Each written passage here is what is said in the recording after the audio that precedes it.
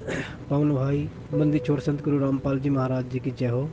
पवन भाई सत साहेब, पवन भाई एक छोटी सी शंका है।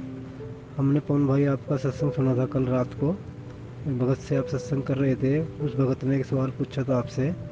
वो सवाल था, भगत जी जैसे कनक में हम दवाई रखते हैं और वो रखनी नहीं है हमने, पर पवन भाई हम एक जिम्मेदार के पास लगे हुए हैं, तो हमें जिम्मेदार कहता है दवाई रख दो, हमें रखनी पड़ती है। और खेत में जैसे कीड़े कीड़े मकोड़े का जो भी हम सफरा करते हैं दवाई का, वो भी हम करते हैं। तो पवन भाई थोड़ा समस्या का समाधान बताइए, क्या करना होगा हमें। बड़ी मुश्किल से परमात्मा की कृपा हुई है हम पे, कोई ऐसी भूल चूक ना हो जाए जिससे हमसे परमात्मा दूर हो जाए, कोई ऐसी गलती ना कर बैठे। बड़ी मुश्किल से तो परमात्मा की दया हुई है पवन भाई, थोड़ा इस बात का समाधान दें हमें। हम थोड़ा आगे फिर अपना कुछ सोचें या कुछ फिर अपना विचार करें, भी गिरनी नहीं करनी है, कुछ बताएं पवन भाई। सत साहेब पवन भाई। बंदी छोड़ सतगुरु रामपाल जी महाराज जी की जय हो। सतसाई भगत जी, देखिए बड़े भैया, आपने जो सवाल किया है उसका जवाब तो परमेश्वर दास को निमित्त बनवा के आप जी को दिलवा देंगे, लेकिन उस जवाब के ऊपर अमल करना, उस जवाब को मानना या ना मानना, वो आपके अपने ज्ञान आधार के ऊपर निर्भर करता है। और दास ने पहले भी जिक्र किया था परमेश्वर के ज्ञान आधार से कि इस भक्ति मार्ग में केवल वही नियम नहीं है जो नियम हमें नाम दीक्षा के समय दिए जाते हैं। जैसे प्रथम नाम के समय परमेश्वर हमें 11 नियम देते हैं, सतनाम के बाद हमें 34 नियम दिए जाते हैं। तो इस भक्ति मार्ग में केवल यही नियम नहीं है। इस भक्ति मार्ग में जब आप ज्ञान की गहराई में जाओगे और परमेश्वर के द्वारा कहे गए सत्संगों पे, उनके वचनों पे जब अमल करना शुरू करोगे तो आपको कदम कदम पे एक नया नियम दिखाई देगा, एक नया नियम आपको दिखाई देगा इस भक्ति मार्ग पे। और आपने जो सवाल किया है वो आपने क्यों किया?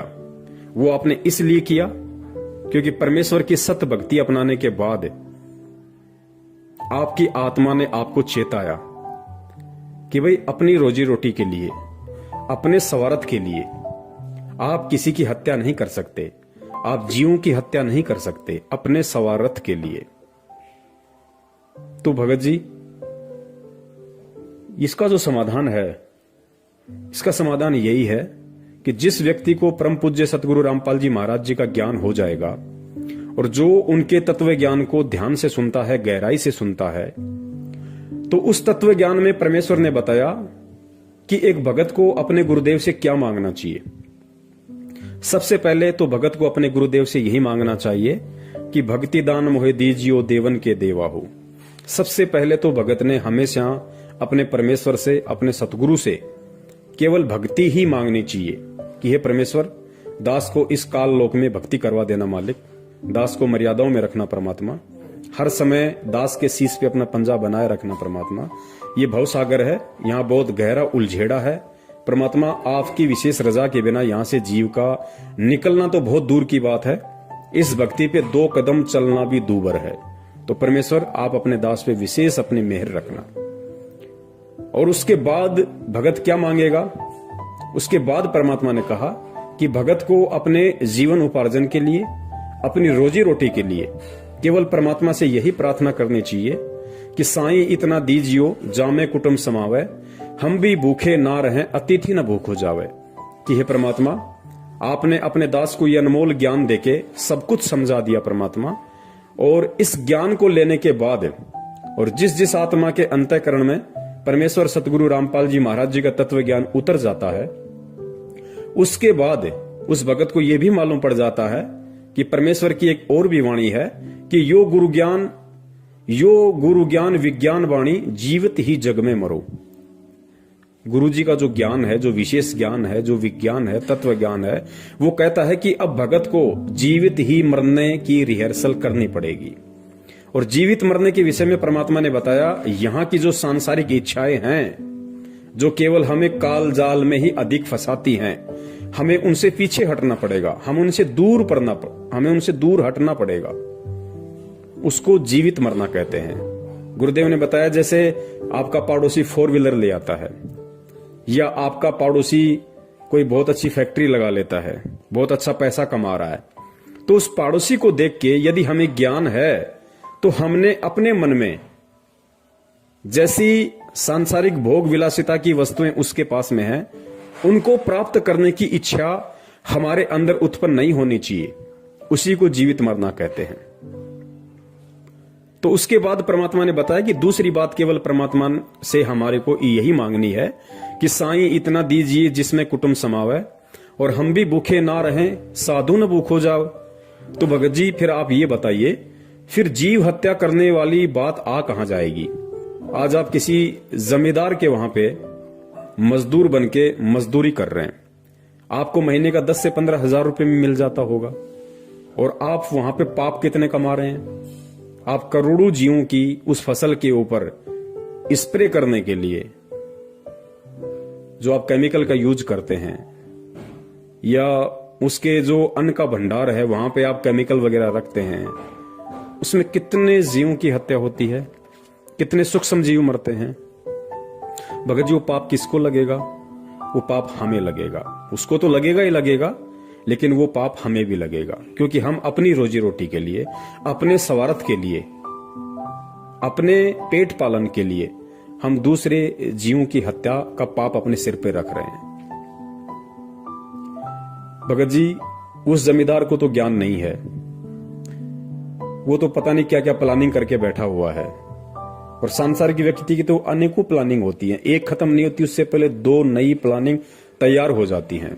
लेकिन हम भगत हैं, और परमात्मा ने बताया कि रोजी रोटी का कोई एक ही तरीका नहीं है। यहां पे अरबों खरबों की संख्या है दुनिया में, सभी लोग थोड़े ना कोई स्प्रे करके अपना पेट भरते हैं। परमात्मा ने हर किसी को हर प्रकार का व्यवसाय दिया हुआ है। अब मान लीजिए भगत अगर पहले कोई कसाई का काम करता था, तो नाम लेने के बाद वो कसाई का काम थोड़ी करेगा, उसको उस काम को चेंज करना होगा भाई, परमात्मा से प्रार्थना करके आगे बढ़ना होगा। और भक्ति के लिए जो व्यक्ति गलत रास्ते को छोड़ता है, उसके लिए परमात्मा 10 नए रास्ते खोल देता है। तो भगत जी अब हमने जब परमेश्वर का ज्ञान हो गया, तो उसके बाद में ये जो कर्म है, जो अपनी रोजी रोटी के लिए, अपने पेट पालन के लिए जो फसल के ऊपर स्प्रे किया जाता है, ताकि कोई भी कीड़े, कोई भी जीव जंतु फसल को हानि ना करें, नुकसान ना करें, वो भगत जी पाप की श्रेणी में आता है। और देखिए परमात्मा ने इस भक्ति मार्ग में बताया कि जानबूझ की इच्छा कर मारे नहीं, और बिन इच्छा मर जाए, कहे कबीर तास का पाप नहीं लगाए। गुरुदेव ने बताया कि इस भक्ति मार्ग में आने के बाद कोई भी भगत जानबूझ के किसी को भी ना तो परेशान करेगा, ना उसकी हत्या करेगा। और अनजाने में यदि भगत से किसी की हत्या हो जाती है, तो उसका दोष भगत के ऊपर नहीं लगता। हालांकि गीता जी का ज्ञान बहुत ही अटल है, और गीता जी के ज्ञान में कहा गया है कि जीव जैसा कर्म करता है वैसा उसको उसका भोग भोगना पड़ता है। लेकिन परमेश्वर की भक्ति में आने के बाद थोड़ी सी परमात्मा हमें राहत दे देते हैं, क्योंकि हम भगत बन गए, परमेश्वर की सत भक्ति कर रहे हैं, सत मंत्रों का हम जाप कर रहे हैं। तो उसमें होता क्या है, गीता जी का जो विधान है वो सबके ऊपर समान रूप से लागू है। गीता जी में जो कह दिया वो परमेश्वर का ज्ञान है। परमेश्वर का ज्ञान चाहे जगत हो चाहे भगत हो, सबके ऊपर समान रूप से लागू है। अब गीता जी में कहा गया है कि जो जैसा करेगा वैसा अपना भोगेगा, वैसा ही अच्छा करेगा तो उसको अच्छा मिलेगा, बुरा करेगा तो उसको बुरा मिलेगा। भगत के ऊपर भी यही लागू है। लेकिन भगत को परमात्मा ने ऐड दे दी, राहत दे दी, भगत को परमात्मा ने समाधान दे दिया, पर भगत को परमात्मा ने सच्चा नाम दे दिया।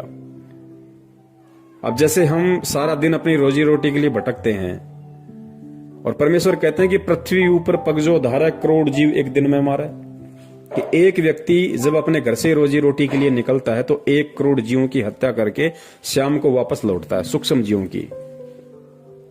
अब वो कर्म जगत वालों पे लागू है, और वो कर्म हम भक्तों पर भी लागू है। लेकिन परमात्मा ने उसके निवारण के लिए हमारे को ये राहत दे दी 2 प्रकार की।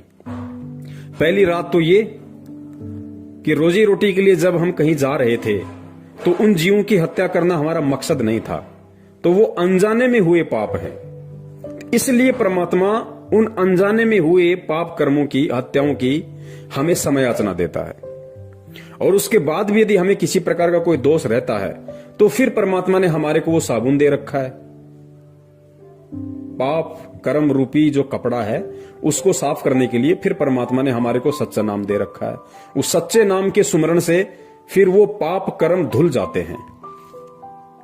लेकिन जगत वालों के ऊपर ऐसा कुछ नहीं है, उनको तो भोगना ही पड़ेगा, क्योंकि ना तो वो परमात्मा की शरण में है ताकि परमात्मा उसको ये राहत दे सके कि भाई अगर अनजाने में तेरे से कोई गलती हो गई तो उसको मैं क्षमा करूंगा, क्योंकि जगत वाले परमात्मा की शरण में नहीं है, इसलिए उनको ये राहत भी नहीं है। और ऊपर से उनके पास कोई सतनाम भी नहीं है, सच्चा नाम भी नहीं है, परमात्मा की शरण भी नहीं है, तो जगत वाले तो हर तरीके से पाप में ही गल रहे हैं। लेकिन हम भक्तों को परमात्मा ने अनजाने में हुए या धोखे से यदि हमारे साथ किसी ने कोई छलबल किया है तो उसका पाप कर्म हमारे ऊपर नहीं लगता है, ये परमेश्वर ने हमें राहत दे दी। लेकिन भगत जी, फसल के ऊपर जो स्प्रे किया जाता है कीड़ों को खत्म करने के लिए, जो फसल को नुकसान करते हैं उन कीड़ों को समाप्त करने के लिए जो फसल पे छिड़काव किया जाता है केमिकल का, भगत जी वो तो अनजाने की गलती नहीं है, वो तो जानबूझ के किया जा रहा है। और किया केवल इसलिए जा रहा है ताकि हम उन कीड़ों को समाप्त कर सकें। उन कीड़ों को जानबूझ के मारने के लिए वो स्प्रे किया जाता है ताकि फसल बर्बाद ना हो, फसल को किसी प्रकार का कोई नुकसान ना हो।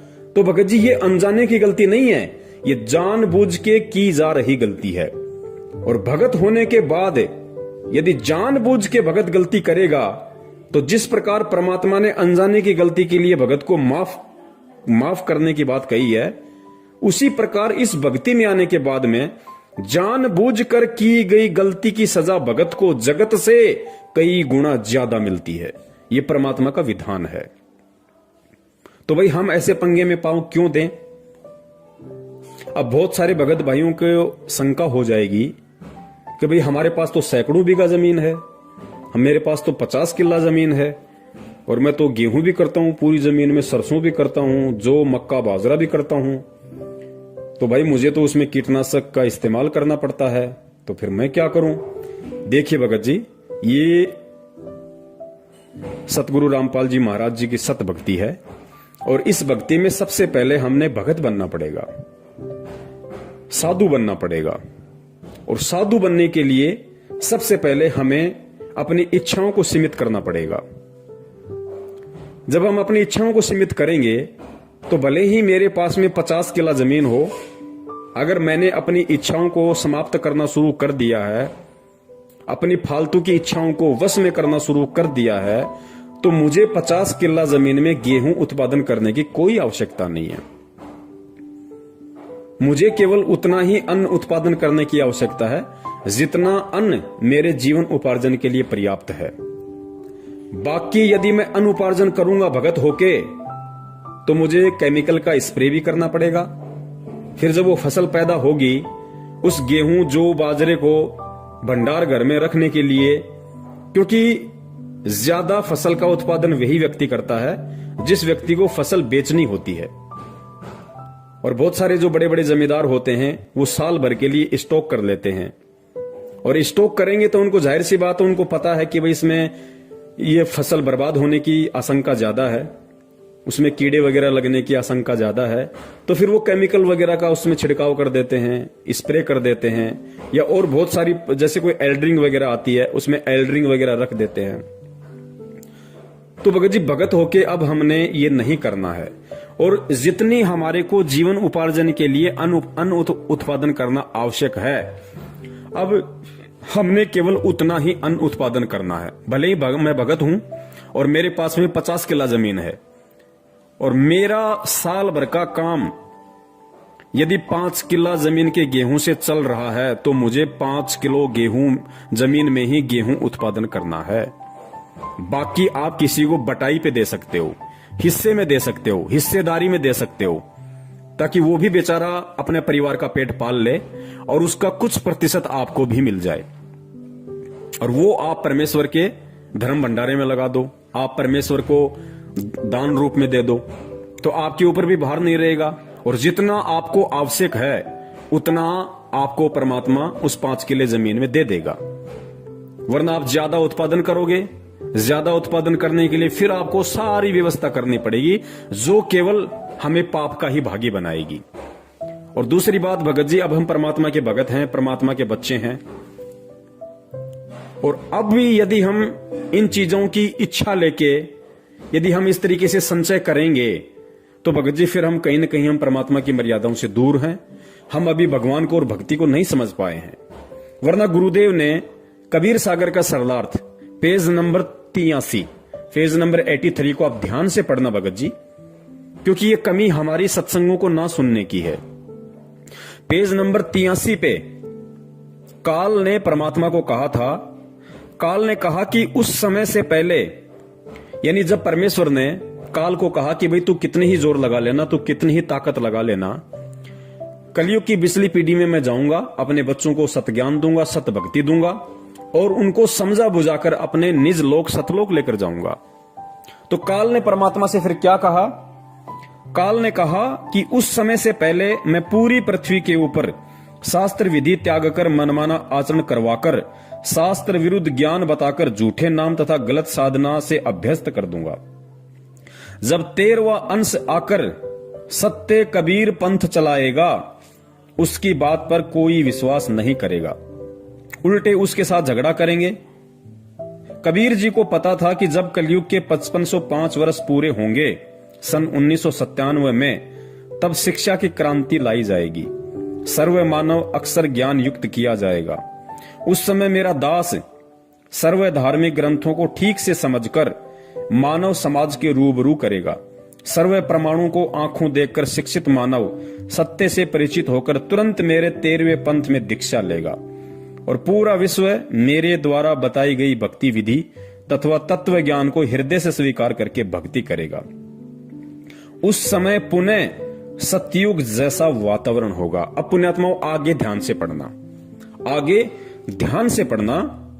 परमेश्वर ने कहा कि जब 13वें पंथ में मेरे से कोई भी आत्मा नाम दीक्षित होगी, अर्थात जब से परमात्मा सन 1994 से नाम दीक्षा दे रहे हैं, जब से 13वां पंथ चला है सन 1994 से, उसके बाद सतगुरु रामपाल जी महाराज जी से जो भी भगत भाई बहन नाम दीक्षित होंगे और 13वें पंथ में आ जाएंगे, उनकी शरण ग्रहण कर लेंगे, उसके बाद उस भगत के लिए परमात्मा ने क्या बताया कि वो कैसे भगत होंगे, कैसा उनका रहन सहन होगा। देखिए ध्यान से पढ़िए। आपसी राग द्वेष, चोरी जारी, लूट ठगी कोई नहीं करेगा। परमात्मा कहते हैं कि 13वें पंथ में आने के बाद, अर्थात सतगुरु रामपाल जी महाराज जी से नाम दीक्षा लेने के बाद क्या होगा? कोई भी भगत आपसे राग द्वेष नहीं करेगा, चोरी जारी नहीं करेगा, लूट ठगी कोई नहीं करेगा, कोई धन संग्रह नहीं करेगा। पुण्यात्मा ध्यान से पढ़ना एक एक शब्द को। कोई भी धन संग्रह नहीं करेगा, भक्ति को अधिक महत्व दिया जाएगा। जैसे उस समय उस व्यक्ति को महान माना जा रहा होगा। कौन से समय? सन 1994 से पहले या सन 1994 के बाद जो व्यक्ति सतगुरु की शरण से दूर होगा, उन व्यक्तियों के विषय में कहा जा रहा है उनको क्या माना जाएगा? जैसे उस समय उस व्यक्ति को महान माना जा रहा होगा जिसके पास अधिक धन होगा, बड़ा व्यवसाय होगा, बड़ी बड़ी कोठियां बना रखी होंगी। परंतु 13वें पंथ के प्रारंभ होने के पश्चात, अर्थात सन 1994 में सतगुरु रामपाल जी महाराज जी से नाम दीक्षा लेने के बाद, परंतु 13वें पंथ के प्रारंभ होने के पश्चात उन व्यक्तियों को मूर्ख माना जाएगा। पुण्यात्माओं ध्यान से सुनना इस बात को कि सन 1994 के बाद, अर्थात सतगुरु रामपाल जी महाराज जी से नाम दीक्षा लेने के बाद, उनके इस सत कबीर पंथ से में दीक्षित होने के बाद, इस सत कबीर पंथ रूपी यूनिवर्सिटी में एडमिशन लेने के बाद किस व्यक्ति को, किस भगत को मूर्ख माना जाएगा? परंतु 13वें पंथ के प्रारंभ होने के पश्चात उन व्यक्तियों को मूर्ख माना जाएगा। और जो भक्ति करेंगे, गुरुजी क्या कह रहे हैं कि 13वें पंथ के प्रारंभ होने के बाद उन सभी व्यक्तियों को मूर्ख माना जाएगा। जो व्यक्ति आज जैसे हम समाज में देख रहे हैं कि बहुत बड़ा पैसे वाला है, जिसके पास बड़ी बड़ी कोठी हैं, कारें हैं, बहुत बड़ा जमींदार है, पैसे वाला है, आज उनको महान माना जाता है। अज्ञानता के चलते उनका सम्मान किया जाता है। तो परमात्मा यह कह रहे हैं कि 13वें पंथ से पहले तो इन व्यक्तियों को महान माना जाएगा, परंतु 13वें पंथ के प्रारंभ होने के पश्चात उन व्यक्तियों को मूर्ख माना जाएगा। पुण्यात्माओं, परमेश्वर ने स्पष्ट कर दिया कि 13वें पंथ के प्रारंभ होने के बाद में जब भगत को ज्ञान हो जाएगा तो उन व्यक्तियों को मूर्ख माना जाएगा, और जो भक्ति करेंगे सामान्य मकान बनाकर रहेंगे, उनको महान, बड़े और सम्मानित व्यक्ति माना जाएगा। अर्थात आने वाले समय में केवल उसी भगत को आदर सम्मान की दृष्टि से देखा जाएगा और वही व्यक्ति महान माना जाएगा, बड़ा माना जाएगा, जो व्यक्ति सामान्य मकान बनाकर रहेगा, सामान्य तरीके से अपनी रोजी रोटी के लिए अपना काम धंधा करेगा, ना कोई बड़ी कोठी बनाएगा, ना कोई बड़े बड़े 4 व्हीलर गाड़ियां लेके आएगा दिखावे के लिए। आवश्यकता अनुसार तो कुछ भी हो, लेकिन दिखावे के लिए आवश्यकता से अधिक यदि संग्रह करेगा, गुरुदेव कहते हैं उसको मूर्ख माना जाएगा। और जो भगत साधारण तरीके से चलेगा, सामान्य मकान बना के रहेगा, उसको महान, बड़ा और सम्मानित व्यक्ति माना जाएगा। तो पुण्यात्माओं, अब आप बता दीजिए, क्योंकि ज्यादा अनाज वही व्यक्ति, वही भगत पैदा करेगा जो उसको मार्केट में बेचना चाहेगा, और मार्केट में वो भगत उसको उसी समय बेचेगा जब उसका दाम मार्केट में बढ़ जाएगा। जब मार्केट में उस अनाज की डिमांड बढ़ जाएगी और उसका पैसा ऊंचा होगा, तभी वो भगत या व्यक्ति अपने भंडार घर से उस जमा किए गए अनाज को मंडी में लेके जाएगा, अनाज मंडी में लेके जाएगा। तो भाई फिर वो भगत कहां हुआ? फिर वो भगत कहां हुआ? फिर उसको कितने पाप कर्म अपने सिर पर लादने पड़ेंगे?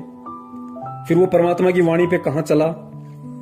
अगर वो भगत है तो उसको इतना जोड़ जुगाड़ करने की जरूरत ही नहीं, क्योंकि भगत तो परमात्मा से यही मांगेगा, और भगत के लिए परमात्मा ने यही बताया कि साईं इतना दीजियो जिसमें कुटुंब समावे, हम भी भूखे ना रहे साधु न भूखा जावे। तो 100 किल्ला जमीन में फिर उस भगत को अनाज पैदा करने की जरूरत कहां पड़ गई? फिर 100 किल्ला जमीन में अनाज पैदा करते समय उसको स्प्रे करने की जरूरत कहां पड़ गई? फिर उसको उस अनाज को भंडार घर में जमा करने की जरूरत कहां पड़ गई? फिर उसको ऊंचे दाम होने पे अनाज मंडी में बेचने की जरूरत कहां पड़ गई? और जब वो उस अनाज को बेचेगा, लाखों में जब पैसा उसके घर में आएगा, फिर उस पैसे का क्या करेगा? वो क्या करेगा? अरे रोजी रोटी के लिए तो उसको एक साल में 12 बोरी बहुत है, उसको 12 क्विंटल अनाज बहुत है उस व्यक्ति को। बाकी का अनाज उसने किस लिए पैदा किया? सिर्फ और सिर्फ पैसा कमाने के लिए, धन कमाने के लिए। वो धन जब उसके घर में आएगा, फिर वो क्या करेगा? वो फालतू के नाटक करेगा, देखा देखी गाड़ी लाएगा, एक कोठी उस लड़के को बना के देगा, एक कोठी दूसरे लड़के को बना के देगा। क्या करेगा वो? उसका कोई रिश्तेदार उससे उधार ले जाएगा 5-10 लाख रुपए, समय पे नहीं देगा तो फिर उसके टेंशन शुरू हो जाएगी। 2 साल तक नहीं दिए फिर झगड़ा शुरू हो जाएगा, फिर केस मुकदमा शुरू हो जाएगा। और परमेश्वर कहते हैं कि भाई नौका में पानी बढ़े और घर में बढ़ जा दाम, दोनों हाथ उलटियो यो ही शाणु काम। परमात्मा तो कहते हैं कि भैया इसका संचय करना ही नहीं हमें। हम भगत हैं तो हमने बिल्कुल सादा तरीके से, साधारण तरीके से हमने रहना पड़ेगा, हमने चलना पड़ेगा इस भक्ति मार्ग पे। तो क्यों हम ये सिर पे अपना बोझ धरें? तो बड़े भाई, यदि आप किसी बड़े जमींदार के यहां पे काम कर रहे हैं, मजदूरी कर रहे हैं, तो आपको ये कोई अधिकार नहीं है कि आप अपनी रोजी रोटी के लिए और करोड़ों जीवों की स्प्रे करके हत्या करें। भगत जी, आपको विश्वास होना चाहिए, आप परमात्मा के भगत हैं, आप परमात्मा के बच्चे हैं, और अब आपको विश्वास हो जाना चाहिए कि जिस परमात्मा ने जन्म लेने से पहले मां के गर्भ में 9 महीने तक मुझे आहार खिलाया, मुझे अमी महारस खिलाया, वहां भी परमात्मा ने मेरा पेट पालन किया।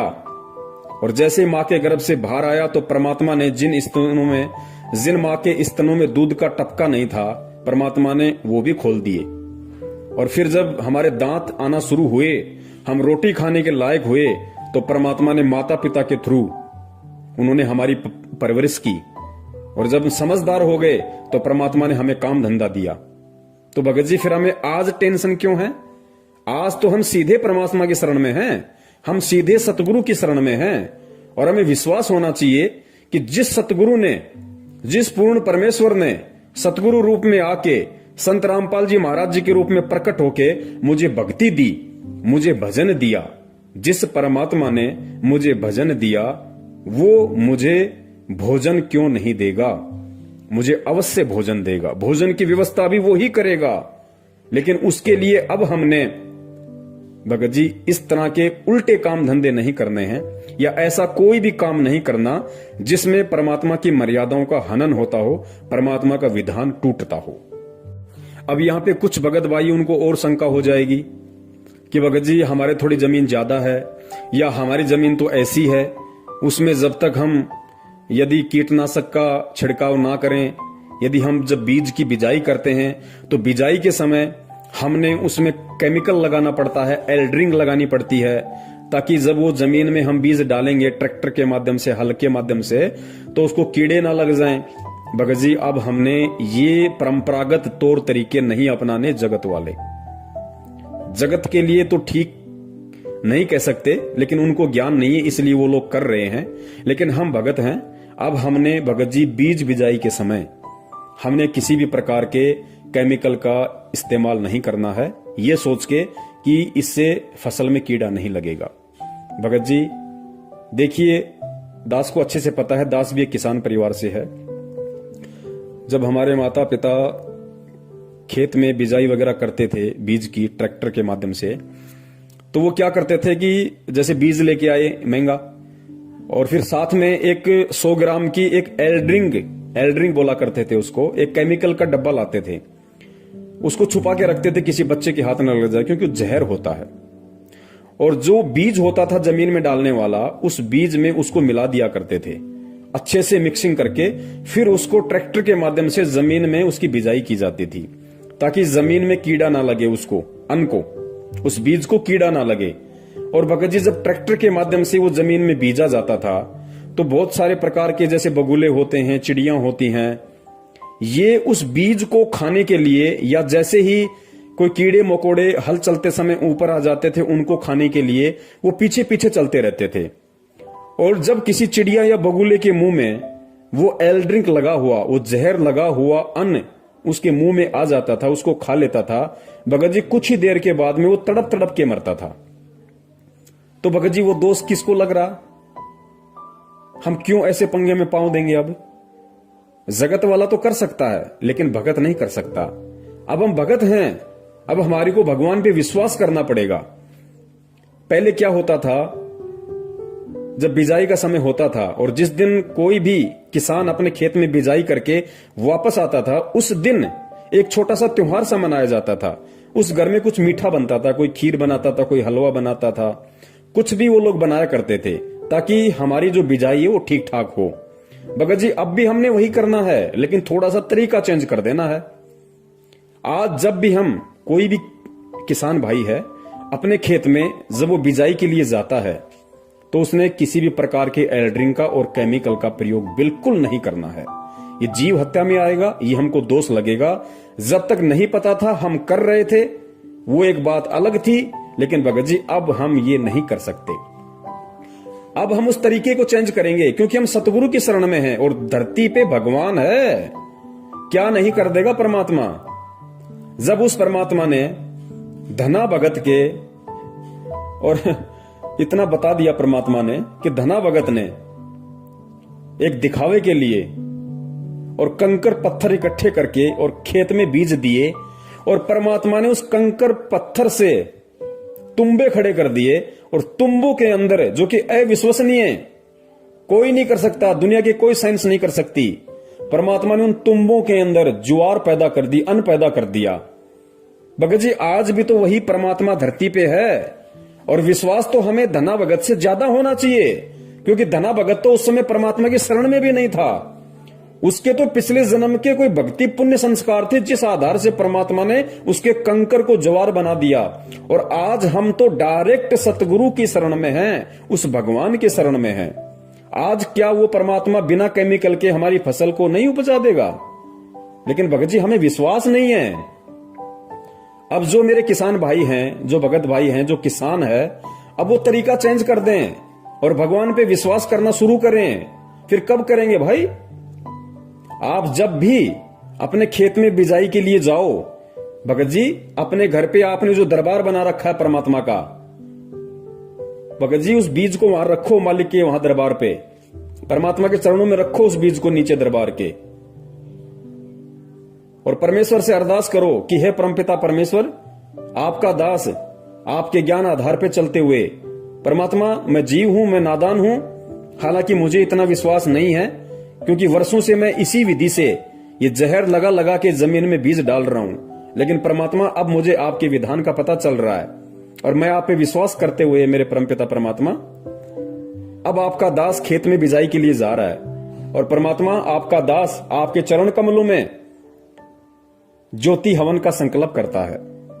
परमेश्वर अपने दास के इस ज्योति हवन को स्वीकार करें और परमात्मा आप जी दया करना, आपके दास की जीवन उपार्जन के लिए इतना अन्न हो जाए परमात्मा, जिससे दास का जो परिवार है उसका पेट पालन हो जाए और आपकी भक्ति में किसी भी प्रकार की कोई बाधा उत्पन्न ना हो।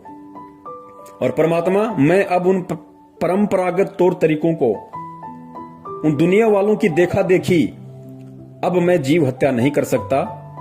मैं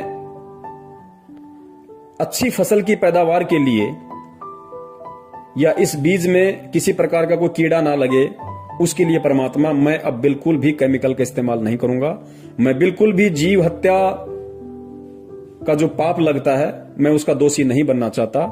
परमात्मा दास की ज्योति को स्वीकार करें और परमात्मा जैसी आपकी इच्छा होगी, आपका दास आपके भरोसे परमात्मा बीज बिजाई के लिए जा रहा है। पुण्यात्मा आप विश्वास तो करके देखो परमात्मा पे, धरती पे भगवान है और आप तो भगवान की शरण में हो डायरेक्ट। परमात्मा क्या से क्या नहीं कर देगा।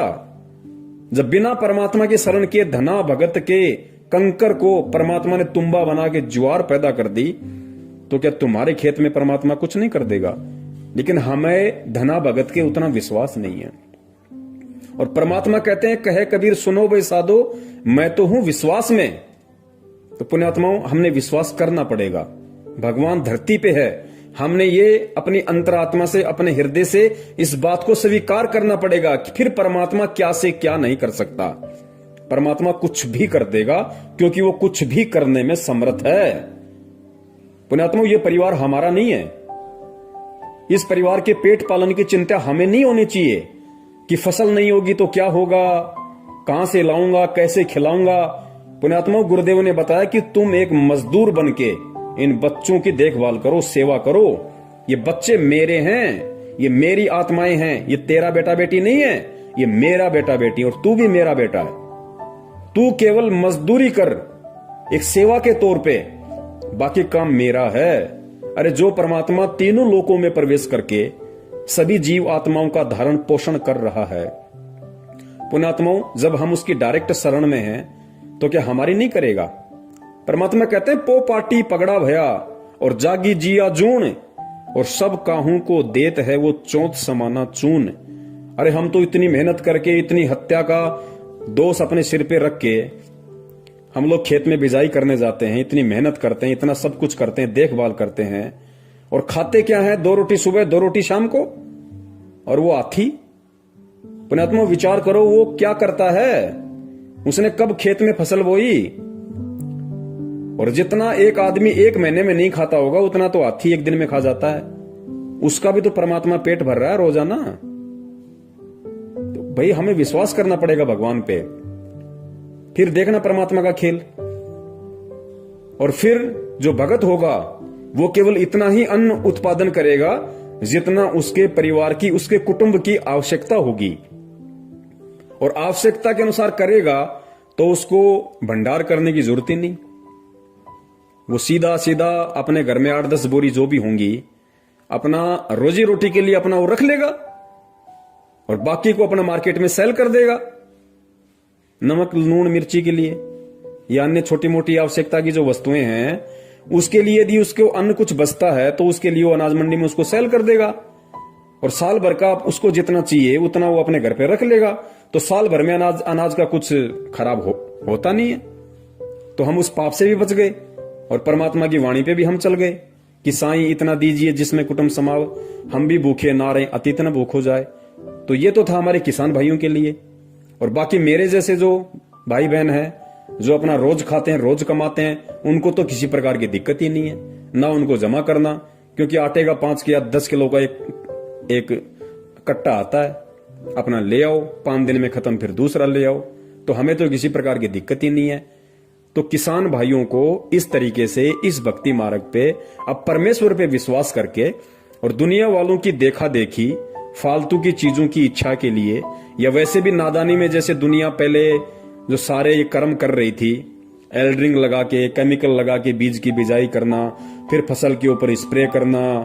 पुण्यात्माओं, अब हमने धना भगत जी से ये सीख लेते हुए और परमात्मा धरती पे है इस बात को अपने हृदय में समा के और मालिक पे विश्वास करके अब हमने चलना पड़ेगा। फिर परमात्मा हमारे से दूर नहीं है, वो सब देख रहा है, वो सब देख रहा है। और परमात्मा कहते हैं साहिब से सब होता है, बंदे से कुछ नहीं, वो राई से पर्वत कर दे, फिर पर्वत से राई। जो परमात्मा पर्वत से राई और राई से पर्वत, मतलब परमात्मा 1 सेकंड में सब कुछ विध्वंस कर दे और अगले ही पल परमात्मा वैसा का वैसा कर दे, उसको कहते हैं राई से पर्वत और पर्वत से राई करना। तो पुण्यात्माओं, परमात्मा हमारे लिए फिर क्या कुछ नहीं कर सकता, और वो यहां पे हमारे लिए ही तो कुछ करने के लिए आया हुआ है। और किस लिए आया परमात्मा सतलोक छोड़ के? आप और हमारे लिए आया हुआ है। हमें वो भक्ति देने के लिए आया है, अपना विधान संविधान बताने के लिए आया है, उस संविधान पे हमारे को चलना कैसे है वो बताने के लिए आया है। और जब हम परमात्मा के हिसाब से चलेंगे, परमात्मा के संविधान पे चलेंगे, तो पुण्यात्माओं फिर परमात्मा क्या नहीं कर देगा? परमात्मा कुछ से कुछ भी कर देगा। तो अब हमने इन सब बातों का पुण्यात्माओं विशेष तौर से ध्यान रखना है। और दास केवल उतनी ही बात आप जियों को कहेगा जो बात परमेश्वर के ज्ञान आधार से है और जिस बात पे दास खुद भी चलता है। दास केवल वही बात अपने वीडियो के माध्यम से भगत समाज को बताता है जो दास भी अमल करता है, वरना दास को भी परमात्मा के विधान का अच्छे से पता है कि करनी तज कथनी कथ है, अज्ञानी दिन रात, कुत्ते जू भोकत फिरे, सुनी सुनाई बात।